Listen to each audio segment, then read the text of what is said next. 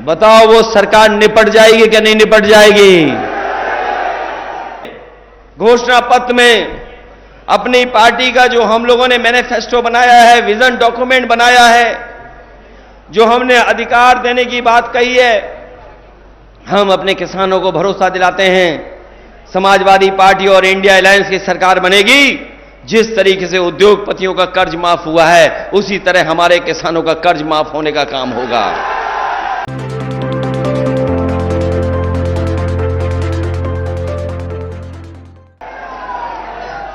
ये 100 नंबर जो पुलिस के लिए बनाया गया था, बीजेपी वाले जाने या ना जाने, लेकिन एक एक पुलिस वाले से आप पूछ लेना, पता कर लेना, जानकारी कर लेना, उसी का परिणाम है कि आज आपके विरोधी लोग बौखलाए घूम रहे हैं। इतना बौखलाए हुए हैं कि सुनने में आ रहा है कि जो दिल्ली वाले नेता हैं, उन्होंने अपने पोस्टर से सबका नाम गायब कर दिया, सबकी फोटो गायब कर दी। हिंदी में शिव भी होता है। जो लोग हिंदी को जानते होंगे वो जानते होंगे कि हरेंद्र का मतलब हिंदी में शिव भी होता है। और इस बार आप जिताओगे तो आपका एक एक कष्ट और परेशानी को दूर करने का काम यही समाजवादी पार्टी के प्रत्याशी करने काम करेंगे। मैं मुजफ्फरनगर के अपने सभी मतदाताओं का विशेष धन्यवाद देना चाहता हूं और उन मतदाताओं का भी विशेष धन्यवाद दूंगा कि जिन्होंने पिछले गठबंधन को, जो विधानसभा का चुनाव था 2022 का, उस 22 के चुनाव में सब कुछ भुला करके उस समय के गठबंधन को आपने ऐतिहासिक वोट देकर के सबसे ज्यादा सीटें जिता करके भेजा है। जो खबरें मिल रही हैं अखबारों में मैं पढ़ रहा हूं, और जिस तरह का माहौल दिखाई दे रहा है, इस बार पश्चिम से हवा चल रही है। मैं देख रहा हूं कि पहले चरण से ही, इस पहले चरण के चुनाव से ही हवा कुछ और चल रही है, और ये पश्चिम की हवा इस बार भारतीय जनता पार्टी का पूरा सुपड़ा साफ कर देगी। मैं देख रहा हूं कि पहले चरण से ही, इस पहले चरण के चुनाव से ही हवा कुछ और चल रही है, और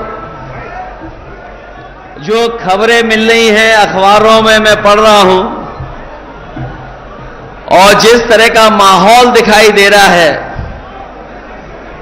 इस बार पश्चिम से हवा चल रही है, और ये पश्चिम की हवा इस बार भारतीय जनता पार्टी का पूरा सुपड़ा साफ कर देगी। हालांकि मैं समाजवादी पार्टी के प्रत्याशी, पूर्व सांसद, बहुत जुझारू नेता, सम्मानित नेता हरेंद्र मलिक जी के समर्थन में आपसे सहयोग और मदद मांगने आया हूं। आप जिता तो पहले से ही रहे हैं, ये जीत तो पहले से ही रहे हैं। मैं केवल आपसे इतना निवेदन और अपील करने आया हूं कि इनकी जीत का फासला और बढ़ा देना। अभी तो लाखों से जीत रहे हैं, बताओ कई लाख से इनको जिता दोगे क्या नहीं जिताओगे?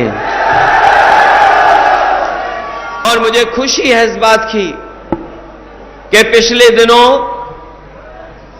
हमसे दूर हुए बहुत बड़े नेता, जो राज्यसभा में भी सांसद रहे, जिनका हमें परिचय नहीं बताना है, आपके बीच के हैं, न केवल उत्तर प्रदेश बल्कि देश में समय समय पर अपनी कलम से, अपनी आवाज से बात को पहुंचाते हैं। ऐसे शाहिद सिद्दीकी साहब भी आज समाजवादी पार्टी के सहयोग और समर्थन में आ गए हैं।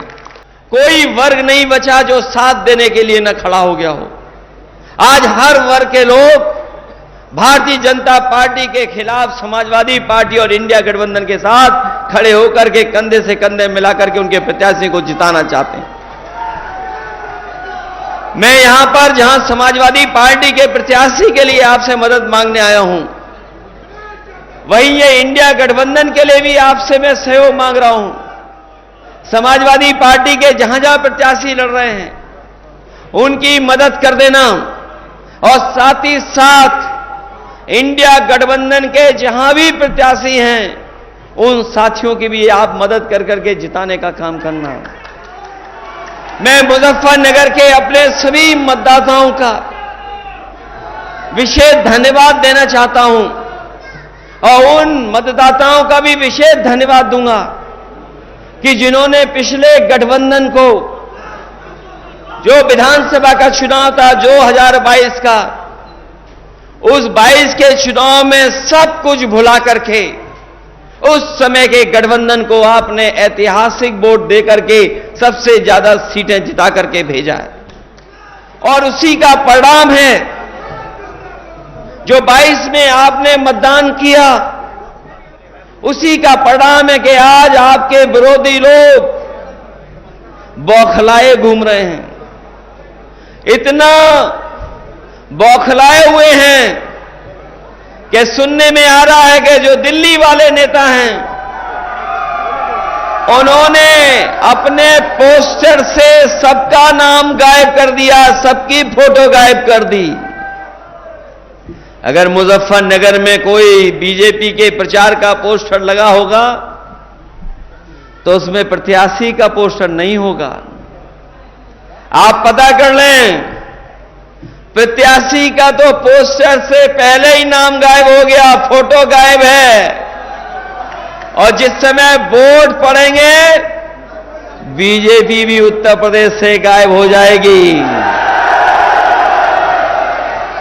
वैसे तो हरेंद्र मलिक जी आपके बीच के हैं, यहीं पढ़े लिखे बड़े और दुख दर्द से लेकर के हर तकलीफ परेशानी में आपके साथ रहे, लेकिन बहुत सारे साथी ये नहीं जानते होंगे हरेंद्र का मतलब हिंदी में शिव भी होता है।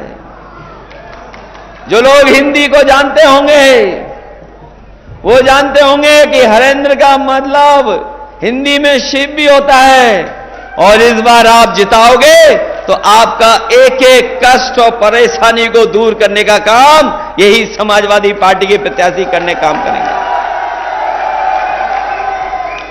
वैसे तो मुजफ्फरनगर में जब समाजवादियों की सरकार थी बहुत ऐतिहासिक काम हुए हैं। जो लोग उस समय की सरकार का कामकाज देखे होंगे, हमारे पत्रकार साथी जानते होंगे, जब समाजवादी सरकार बनी थी उस समय बिजली की बहुत किल्लत थी, बिजली का संकट था।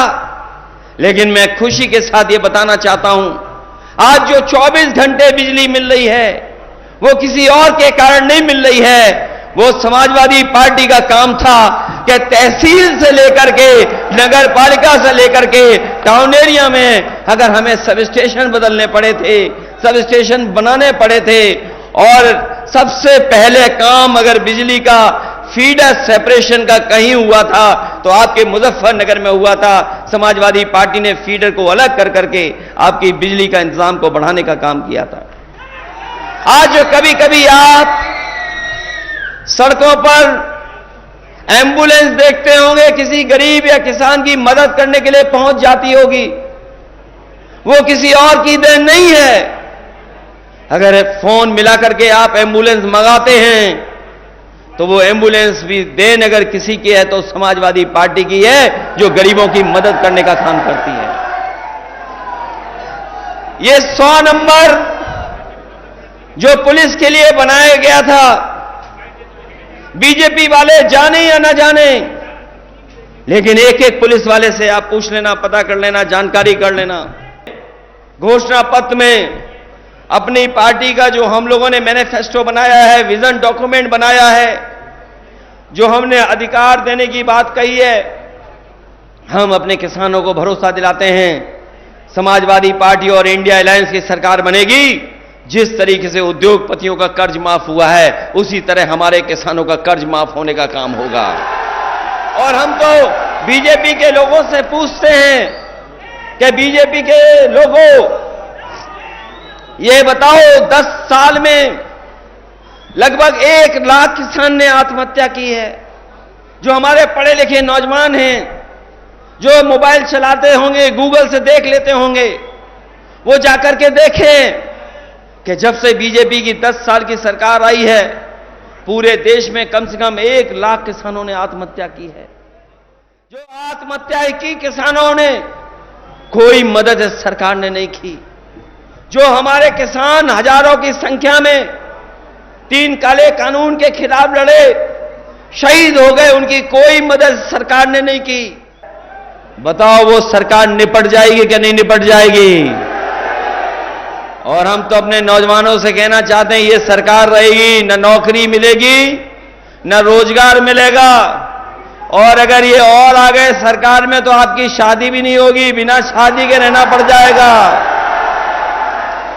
बताओ, आंकड़े पढ़ लिए कि 80% नौजवान बिना नौकरी का है, बिना रोजगार के है। बताओ, जब नौजवान बिना नौकरी बिना रोजगार के होगा तो उसकी शादी कहां से होगी? ये बीजेपी वाले नहीं चाहते हैं कि हमारे नौजवान, उनका भविष्य बेहतर हो, उनके सपने पूरे हों। अभी देखा आपने, जो भी परीक्षा हुई सब में पेपर लीक हो गए। केवल एक परीक्षा का पेपर लीक नहीं हुआ है, जितनी भी परीक्षा हुई हैं सबके पेपर लीक हो गए। बताओ, लीक हुए पेपर के नहीं हुए? और जो पढ़े लिखे नौजवान हैं, जो परीक्षा के लिए गए होंगे, वो जानते होंगे कि जितनी भी उत्तर प्रदेश की परीक्षा हुई सबके पेपर लीक हो गए। और हाल में अभी जब पुलिस की भर्ती के लिए परीक्षा हुई थी, इस सरकार ने कहा कि हमने पुलिस का इंतजाम किया है, हमने पुलिस का इंतजाम किया है, बेहतर पुलिस लगाई है, सिक्योरिटी की है, सुरक्षा ऐसी की है कि पेपर लीक नहीं होगा, सब परीक्षा हो जाएगी। बताओ, जब परीक्षा देने गया नौजवान, अपने भविष्य को बनाने के लिए गया, परीक्षा का पेपर लीक हो गया। बताओ, लीक हुआ कि नहीं हुआ पेपर लीक? और पेपर लीक के कारण, नौकरी न मिलने के कारण कई नौजवानों ने आत्महत्या कर ली। एक नौजवान हमारे यहां का है, कन्नौज का, पाल बिरादरी का, उसने कहा कि जिस डिग्री से हमें नौकरी नहीं मिल सकती, उस डिग्री का क्या फायदा। उसने अपने मां बाप के लिए चिट्ठी लिखी और डिग्री जला करके आत्महत्या कर ली। बताओ, सरकार ने कोई उस परिवार की मदद की हो तो बता दो। जब मैं यहां मुजफ्फरनगर में एक कार्यक्रम में आया था, शादी में, मैंने बड़ी संख्या में छात्र नौजवानों को देखा कि वो तख्ती लेकर के खड़े हैं कि ये जो परीक्षा का पेपर लीक हुआ है, इसका दोबारा परीक्षा हो, परीक्षा कैंसिल हो। सरकार को मजबूरी में पेपर कैंसिल करना पड़ गया। इसलिए मैं सरकार को कहना चाहता हूं, नौजवानों, आप भी याद रखना, इस सरकार के खिलाफ किसान भी है, नौजवान भी है। और मैंने कई मौकों पर कहा, फिर कहता हूं, और बीजेपी के पास इसका जवाब हो तो बता दें, अगर 60 लाख बच्चे जो परीक्षा नहीं दे पाए, उनके परिवार के अगर केवल हम मां बाप को गिन लें तो 60 लाख गुणा 3, जो 3 वोट हैं एक परिवार में, तो 1 करोड़ 80 लाख हुए। और 1 करोड़ 80 लाख को अगर हम 80 लोकसभा से भाग दे देंगे तो बताओ, हर लोकसभा में 2,25,000 वोट कम हो गया क्या नहीं हो गया? बताओ, इनके पास इन 2,25,000 वोट को बढ़ाने के लिए कोई है कार्यक्रम के नहीं है? हर तरफ नाराजगी दिखाई दे रही है। इसीलिए इन्होंने जो पोस्टर बनवाए हैं, उसमें पोस्टरों में प्रत्याशियों का चेहरा नहीं रखा है, उन्हें गायब कर दिया है। और जो अकेला पोस्टर है, अकेली फोटो है, जिस दिन मुजफ्फरनगर वाले वोट डालेंगे वो पोस्टर से गायब हो जाएंगे, वो दिखाई नहीं देंगे। पहले जुमला लेके आए थे, अब गारंटी लेके आ गए हैं। अगर जुमला और गारंटी भाई भाई हैं तो जुमले भाई से गारंटी 10 साल बड़े भाई हैं।